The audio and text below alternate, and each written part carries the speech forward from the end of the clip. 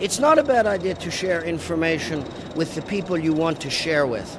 It's not a bad idea to use the open web. It's a really bad idea to share all your information in a system in which one guy gets a copy of everything. What we would call in cryptography a man-in-the-middle attack. I want to share some things with my actual friends.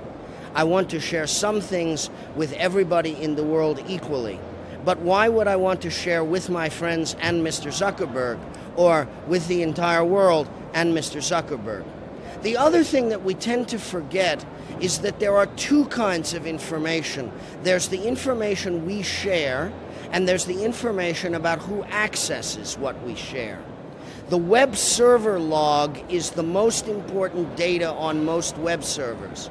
On the web server is pictures of my cat. On the log is pictures of who looks at me when I'm with my cats. At Facebook, if you run the place, you can tell who's going to have a love affair before the people know. Because you know that girl is obsessively checking Facebook page of boy, or boy is obsessively checking Facebook page of boy.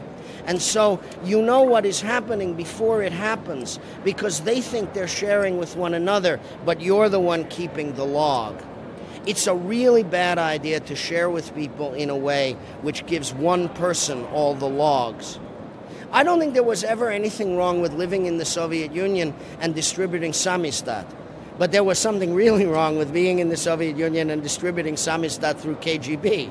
That's the difference. Yes, that's correct. I gave a talk about Facebook to college students in America. I called it From Lubyanka to Harvard Yard. Why do you build a prison and torture people? Why do you have informants? You build a social networking system badly designed and people bring you everything. They don't think they're bringing it to you. They think they're bringing it to their friends, but they're actually bringing it to Lubyanka, and Lubyanka is giving it to their friends. This is not a good way to work. It's not bad to have social networking. Social networking is wonderful and important. It changes human life. It's bad to have it in a badly designed way.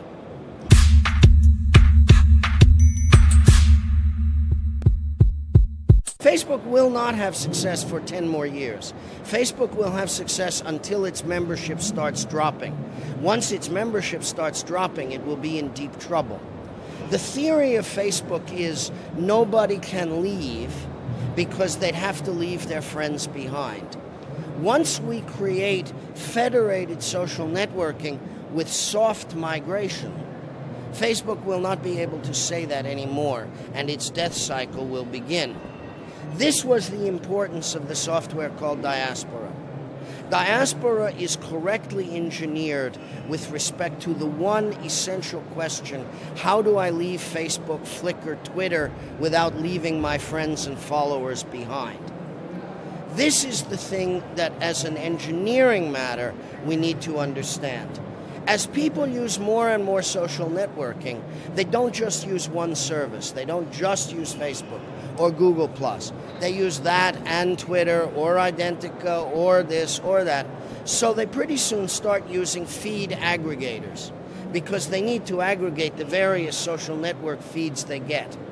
The aggregator then is the crucial middleware, in the same way that the browser is the crucial middleware in the web. So you build an aggregator, which is basically what Diaspora's front side is. And you say, okay, so you have all these feeds from your friends. If your friends are also using Diaspora, then you're going to share in an encrypted way, privately.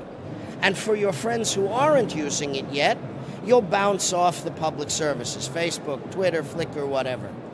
Over time, as more and more of your friends switch to Diaspora, you disappear from the public services slowly and gracefully.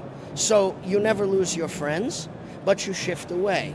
Why do they start using Diaspora? It's not even because they are worried about Facebook privacy. It's just a good aggregator, and they need one because as they do more social networking, they need better aggregation. So in the same way that Firefox frees people from a net created by Microsoft, a web we own, front page does this, therefore the browser is broken if it doesn't do the same thing. And very softly they moved away, because Firefox meant that if you got tired of IE security, or your IT guys got tired of IT security problems created by IE, then you could move. The same thing will happen with social networking. Whether we succeed in Freedom Box, whether Diaspora, whether GNU Social, whether a million other possible varieties, because we have many talented teams working on better social networking around the planet, many, many, many. One of them will begin to be an aggregation system that other people like to use. Maybe tied to a browser, maybe not tied to a browser. And as people begin to adopt that aggregation system, they will softly move to secure sharing. At some point, there will come a day when Facebook has a maximum number of users. 1 billion, 1.5 billion, 1.7 billion, I don't know. But once it starts to fall, it will come apart quickly. Because then people will realize you don't have to leave your friends. Why do we stay with this Facebook? What is it that the service gives us that's worth the spying? And the numbers are not particularly impressive. We know now from the IPO documents for sure, Facebook takes in $4.40 per year per user. Right? $4.40, €3.25, right? That's not very much money. They're not providing anything that's worth all that much once we have a good substitute and people don't lose touch with their friends by shifting, they'll naturally shift. 10 years is a good outside bet about the maximum length of Facebook's lasting.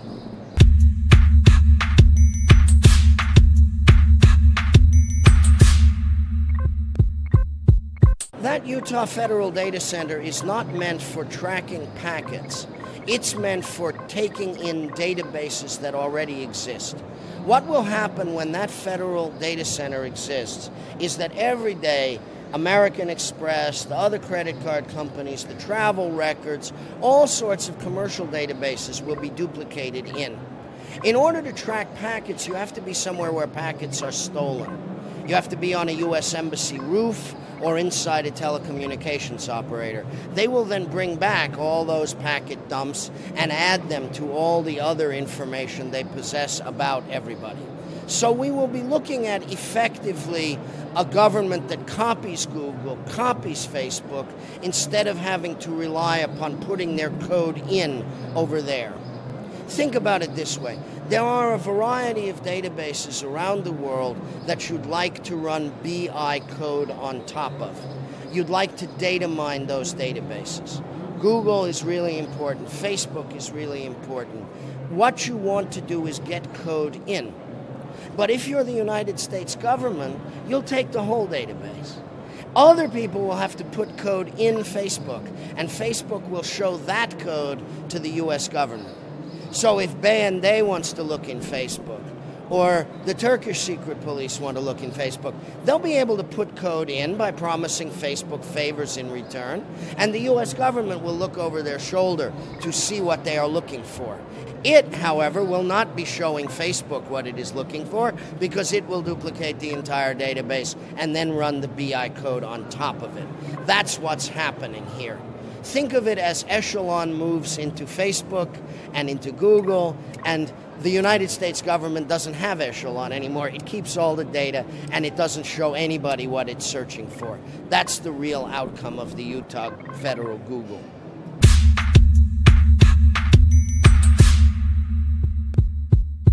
Google is a very tricky proposition because the nature of the web as Tim built it involves making search difficult, right? It's a data structure problem. You have single linked lists. Each thing points to the next thing in the chain. If you want to search such a list, you have to exhaustively crawl the list. This was the right decision at the time, partly because Tim wasn't inventing, he was inventing the World Wide Web, he wasn't inventing the world, and partly because single linked lists have a real advantage. You didn't need permission to get a link back. So linking became a thing that anybody could do to anybody else. But in the process of making that data design, we ensured that search would be hard and that it wouldn't be a federatable service easily. Google exists because of a computer science problem, how to federate search.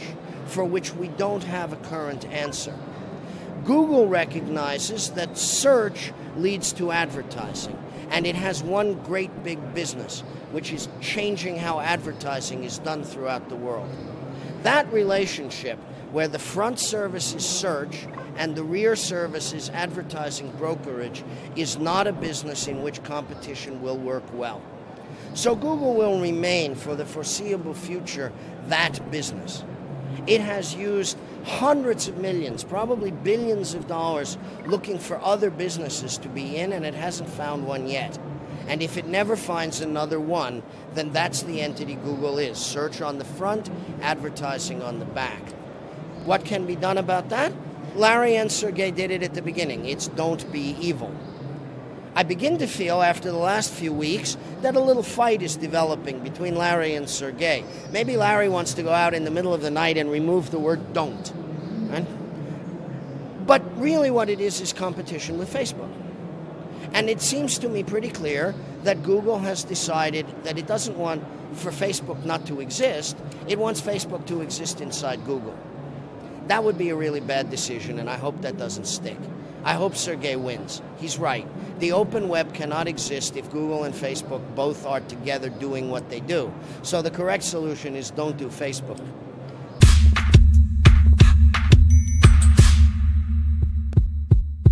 They seem to me fundamentally different. WikiLeaks' question is anonymous publishing an important part of freedom? The answer is it always has been, and it always will be. It's always important to have the Netherlands or Neuchâtel or someplace in Europe where you can publish the truth freely. It was not usually Vienna. It was not usually Paris. That's important. Anonymous is asking, it seems to me, a different question. A question to which we have repeatedly learned a bad answer. On the one hand, there is civil disobedience. Thoreau, Gandhi, Martin King, lots of other people of importance, they all understood that an essence of civil disobedience is transparent taking of responsibility. I am coming to make protest. We thought that that was what hacktivism was at the beginning. When Ricardo Dominguez was doing the first anti-Pentagon hacktivism over the war in El Salvador, there were rules. You tell the Pentagon, we are coming on Wednesday. This is the program code we are using for the DDoS attack on you on Wednesday. We're going to start at 2 o'clock and we're going to finish at 5 o'clock. It's like a demonstration in the street. You tell people we are coming. You take responsibility. If you want to hurt us, if you want to punish us for breaking the law, we are welcome to go to our trial and demand the most powerful sentence, as Gandhi did in India. But if you go out in a demonstration in the street and you put masks on, now it becomes a different story. Now you are not taking responsibility. Now it is not civil disobedience. It's not crime. The state will say it's crime. You will say it's civil disobedience. It's actually something in between. It's neither one nor the other. And at the edge of such anarchism, there is always crime. There are criminals associated with every anarchist movement. And the quality of the anarchist movement is to decide how does it feel about that. I think Anonymous is presently saying it is civil disobedience. I think that's non-transparent.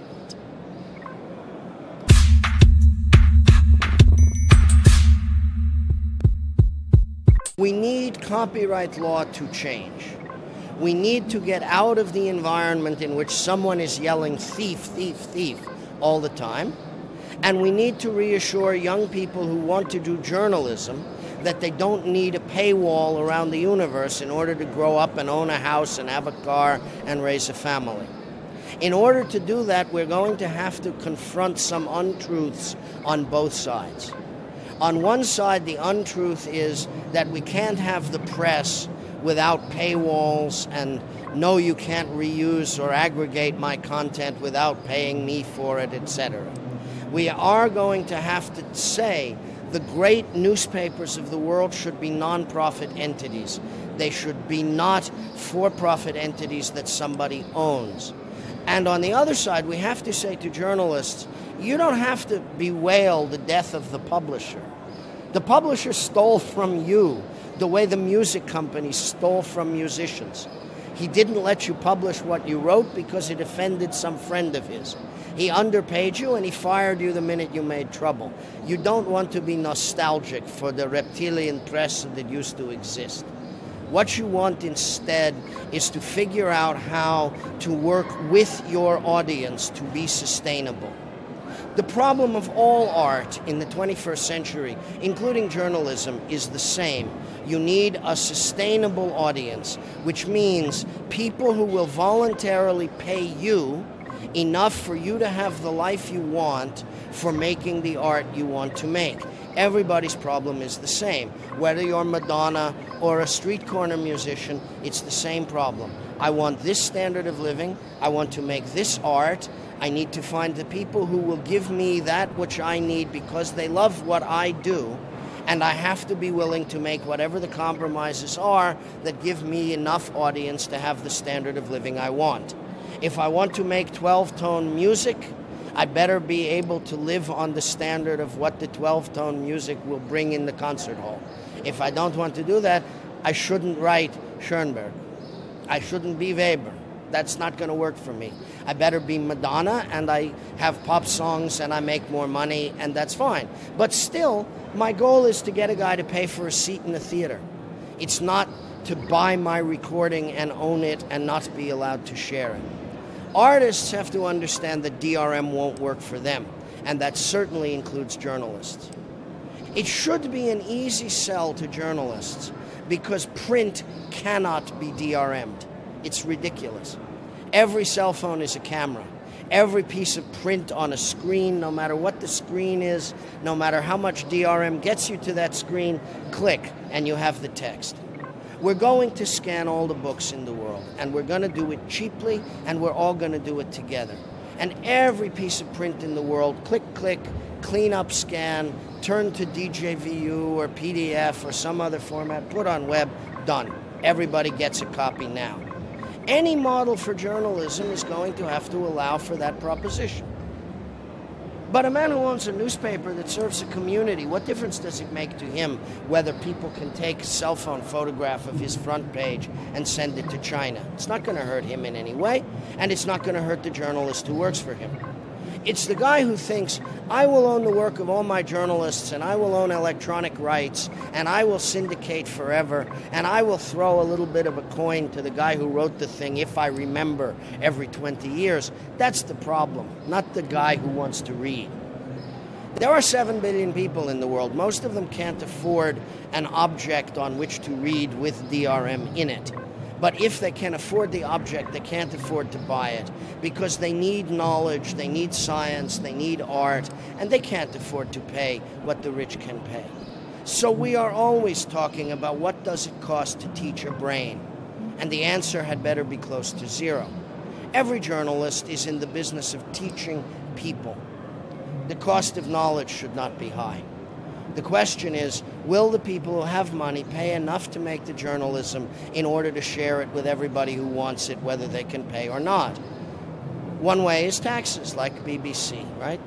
Another way is communities pay for what they need, and the rest of the world takes it hours later because the community primarily needed it and they paid to make it.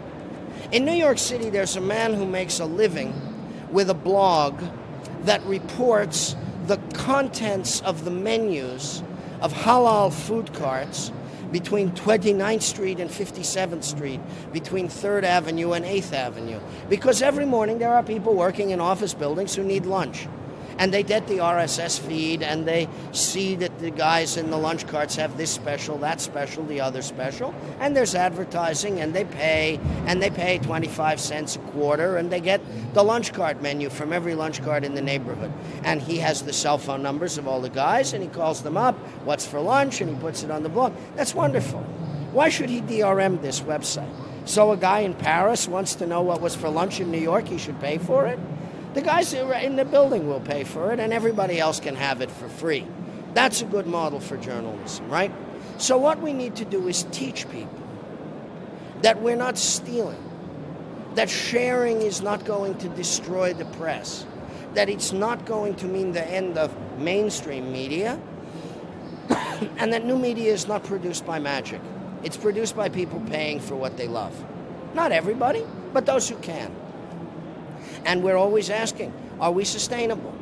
Are we reaching an audience that will voluntarily pay what we need to be paid in order to produce and have left over for ourselves? No, our audience is not sustainable. All right, so how do we get a few more people? Or how do we reduce our costs until we are sustainable? Sustainable audiences willing voluntarily to pay are the key to all art, every kind of art in 21st century, including teaching law, including doing journalism, including publishing music. It's the same. Can I get people to care enough to pay me for what I make, enough so it will get made? And if you go to people rationally and you say, pay me what you can afford, don't pay me more. I'm not going to cut you off. Share with all your friends. You will work. There are record labels doing that in the world now. There are movie companies doing that in the world now. Creative Commons art is produced in any number of forms, in all sorts of qualities and costs, high and low and everything in between. And it's beginning to work. 100 years from now, these questions will seem very easy.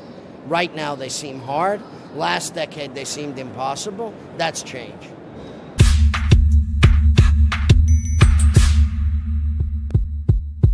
My setup is a good one. I'm not doing anything that I wouldn't want everybody to have in Freedom Box, right? My telephone calls are secure because they're placed through VPN and free software VoIP. All my surfing is done through proxies with big computers on which hundreds of people are sending packets out at the same time. I don't get ads on web pages because I use both AdBlock Plus in my browser and Privoxy in my system. I do HTTPS everywhere. I'm never sending anything unencrypted.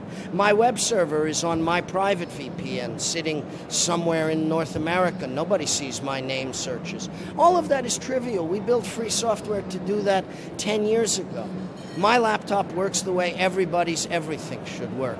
And Freedom Box and projects like it are really just a way of taking the best that technology of the free world has made before and putting it together in a form that anybody can use. But if you're a hacker, you've been using it all the way along. Everybody should have copies of the free software. They don't need to own it. They just need to have the right to copy, modify, and share. And yes, people should have servers. A server should be no more complicated than a cell phone charger. You plug it into the mains power on the wall, you plug it into the commodity internet given to you by your ISP or your telecom, and you're done. Then it just works. Right? If all the just worksness that Steve Jobs built into all his lovely things, if all that just worksness had been applied to the server running free software operating systems, we would be finished. We made reading the web very easy because we made the browser.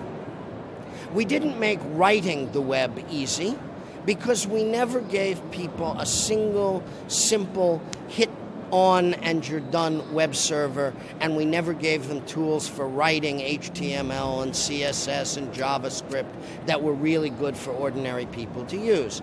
This is why Mr. Zuckerberg temporarily succeeded, because he gave people cheap web hosting that they could actually use to get their web page up and running and spying all the time for free. We should have done it for him. We should have already had as good a thing as the browser on the other side, appliances for web serving. There were complications. Server computers were big. They used a lot of electricity. You had to have a place to put them. Apache was not hard to set up if you were a geek, but it was impossible to set up if you weren't. And when you had a copy of Apache running, how did you actually put all this HTML together? What was there? There was Bluefish. There was a Maya. They weren't good enough. The authoring tools, again, were good for hackers, but they weren't good for ordinary people. What changes now is that the hardware form factor becomes available. The low-cost, low-power using plug server is the crucial deal.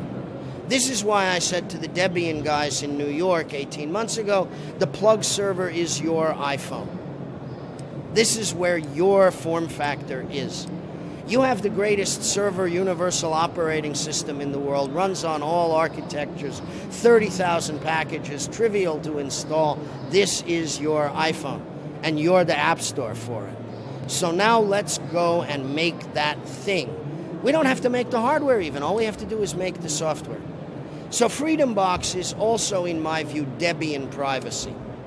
It's the way we put all the good privacy tools together with all the configurations into one simple stack that's easy to install, and then we go out looking for all the hardware in the world to put it in.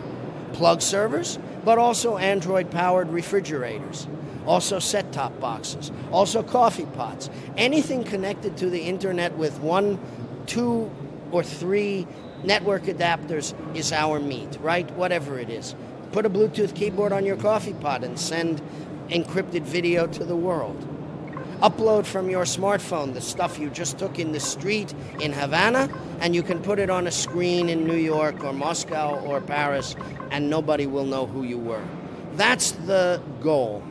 Use the tools we have in a new form that makes it easy for users who don't build software, don't build websites. Make it as simple as Facebook, but do it right. Then we put new net on top of net. Once we have made technical facts on the ground, politics will start to change, because we have facts now. So law must take account of our facts. Maybe law tries to make everything we do criminal, but it won't work. Just like putting every child in jail for sharing music doesn't work. So we make the facts, and then law must adapt. And behind that adaptation lies politics. In the same way that the Chancellor just discovered that the Green Party no longer needs to exist because she can be against nuclear power, and then she recaptures all those 40-somethings who've been voting Green since they were 20, sooner or later, the major parties will bid for the Pirate Party vote. When the 20-somethings currently powering the Pirate Party grow up to be 40-somethings, SPD will be carrying their needs because they will need their votes. And if we make the facts, the politics will follow. In every one of these issues I teach my students at Columbia, there are always 3 legs on the chair. There's politics, technology, and law. At any given moment, one of those is in front. Right now, we have to have technology in front. Politics won't solve our problems because the states love surveillance. Law won't solve our problems because the parties who love surveillance most get impunity from the state. The rule of law does not apply to them. So first we must make technology. We have to reinstitute privacy. Then the politics and the law will come. In the meantime, those of us who don't make technology must do teaching. The biggest problem of the moment now is how many people do not know there is a question. This is what Gramsci called hegemony. The power can make questions disappear, so they're not questions anymore. We need to put the question back in people's minds. They say, I'm not doing anything wrong, why should I care? They say, I'm getting wonderful advertisements selling me products I really need to have. They say, privacy is over, get used to it. They don't know there's a question. We say, okay, there's a question. Are you living in the Matrix? Oh, that old legend. Legends are stories about the future that we don't know yet. The Matrix is a legend about the future, about what it means when the question disappears, what it means when the world is a screen pulled over your eyes. We need to teach people to ask the question. That's all. Then they will find the technology, which will change the law, which will make the politics.